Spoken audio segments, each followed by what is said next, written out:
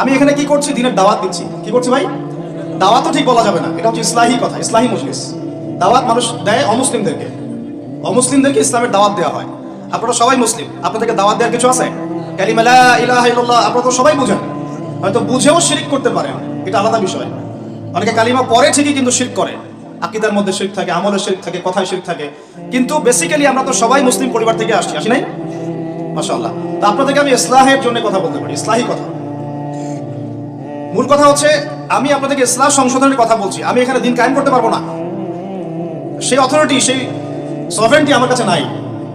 কি নাই? সেই অথরিটি, সভরেন্টি আমার কাছে নাই। এই এলাকায় যদি কেউ মদ পান করে, আপনি কি তাকে 40টা বেত্রাঘাত করতে পারবেন? আপনি কেন, যিনি এখানকার দায়িত্বশীল তিনিও পারবেন না। পারবেন? খোলামেলা কথা বলেন, পারবে? একজন যদি চুরি করে, ওই যে মসজিদে শীতকালে চোর বেড়ে যায় না, এখন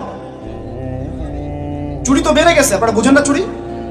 চুরি বেড়েছে সমাজেও, চুরি বেড়েছে অর্থনীতিতে, চুরি বেড়েছে দায়িত্বে। মানুষ দায়িত্বে চুরি করে, অর্থনীতির মধ্যে চুরি করে, মানুষ আমানতের খেয়ানত করে। এটাই তো এই যুগ। প্রত্যেকটা জায়গায় খেয়ানত, প্রতিটা জায়গাতে খেয়ানত।